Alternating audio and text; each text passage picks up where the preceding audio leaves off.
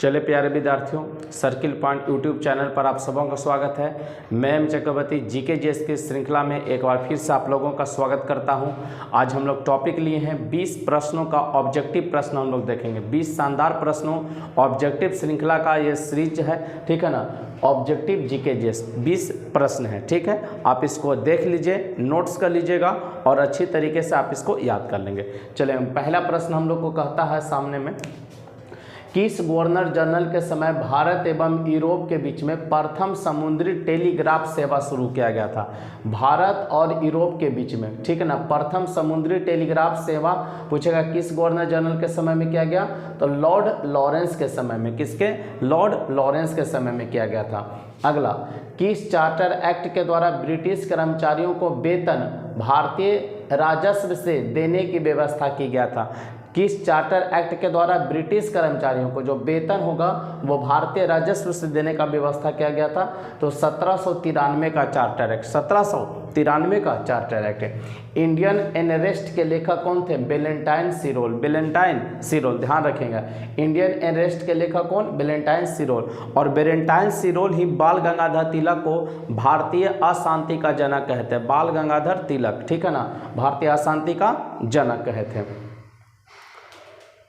चंदेल वंश का संस्थापक कौन था? चंदेल वंश का संस्थापक नुनुक था। कौन था चंदेल वंश का संस्थापक? नुनुक। 1831 ईस्वी, 1831 ईस्वी में। कौन सी देशी रियासत के सदस्य संविधान सभा में शामिल नहीं हुए थे? ध्यान दीजिएगा, कौन सी देशी रियासत के सदस्य संविधान सभा में शामिल नहीं हुए थे? तो हैदराबाद, ठीक है, हैदराबाद। और संविधान सभा में पूछेगा देशी रियासत से कितना मेंबर चुना गया था? तो 93 मेंबर चुना गया था। देशी रियासत से टोटल 93 मेंबर चुने गए थे। और कौन सा रियासत के जो सदस्य थे वो संविधान सभा में शामिल नहीं हुए थे? हैदराबाद।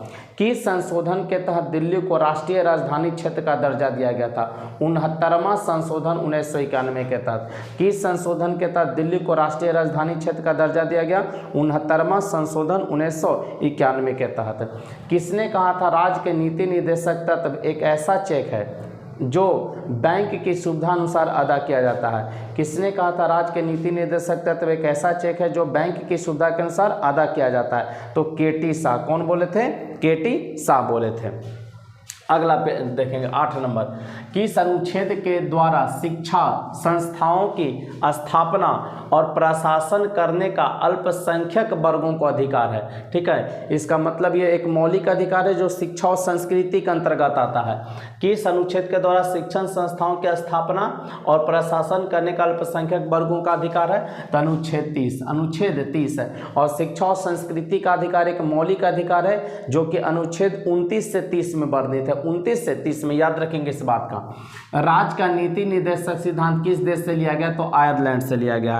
राज्य का नीति निर्देशक सिद्धांत किस देश से लिया गया? आयरलैंड से। और राज्य के नीति निर्देशक सिद्धांत पूछेगा संविधान के कितने भाग में है? तो भाग 4 क में, भाग 4 क में, और सॉरी भाग 4 में, भाग 4 में। और अनुच्छेद 36 से 51, 36 से 51। राज्य का नीति निर्देशक सिद्धांत किस देश से?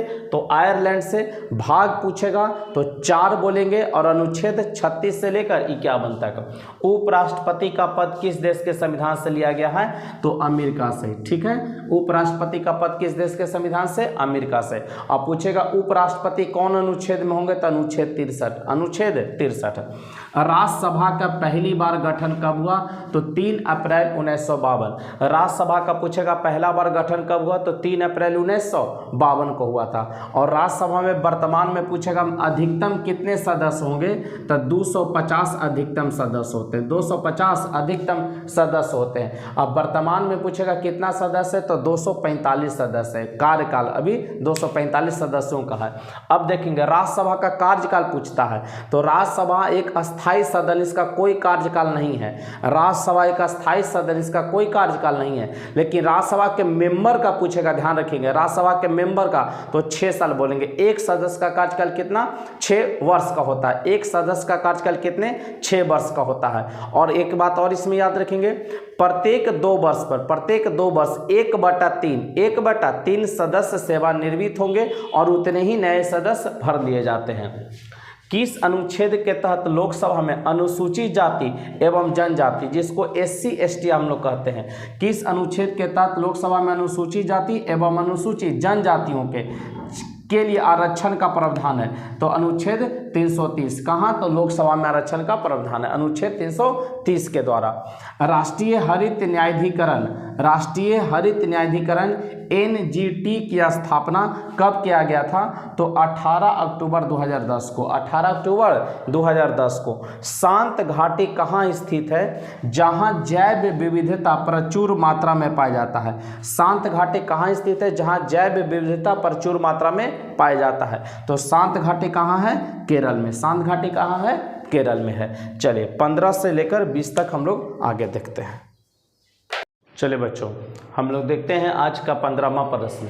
पर्यावरण का पहला वैश्विक शिखर सम्मेलन 1972 में कहाँ आयोजित हुआ था? पर्यावरण का पहला वैश्विक शिखर सम्मेलन 1972 में कहाँ आयोजित हुआ? तो स्टॉकहोम बोलेंगे, स्टॉकहोम में आयोजित हुआ था। विश्व मौसम विज्ञान संगठन का मुख्यालय कहाँ है? जेनेवा। ठीक है, जेनेवा। स्विट्जरलैंड का कैपिटल जेनेवा। विश्व वानिकी दिवस कब मनाया जाता है? तो 21 मार्च को। विश्व वानिकी दिवस कब मनाया जाएगा? 21 मार्च को। भारत के किस राष्ट्रीय उद्यान को पक्षियों का स्वर्ग कहा जाता है? ध्यान दीजिएगा, भारत के किस राष्ट्रीय उद्यान को पक्षियों का स्वर्ग कहा जाता है? केवलादेव घाना नेशनल पार्क। केवलादेव घाना नेशनल पार्क। पूछ देगा केवलादेव घाना नेशनल पार्क कहाँ है? तो राजस्थान के भरतपुर जिला में। राजस्थान का भरतपुर जिला। दुर्लभ सफेद बाघों के लिए कौन सा अभयारण्य प्रसिद्ध है? दुर्लभ सफेद बाघों के लिए कौन सा अभयारण्य प्रसिद्ध है? नंदन कानन, जो कि ओडिशा में है। कहाँ है? ओडिशा में। 22 दिसंबर को सूर्य मकर रेखा पर लंबवत होता है। कितना तारीख को? 22 दिसंबर को। कहेगा मकर रेखा पर सूर्य कब लंबवत होगा? तो 22 दिसंबर को। इसे क्या कहते हैं? तो इसे मकर संक्रांति कहेंगे। क्या कहेंगे? मकर संक्रांति। तो 20 ऑब्जेक्टिव प्रश्नों का श्रृंखला आज यह समाप्त हुआ। मिलेंगे कल के क्लास में, तब तक इसको आप देख लें, याद कर लेंगे। जय हिंद, जय भारत, बेस्ट ऑफ लक।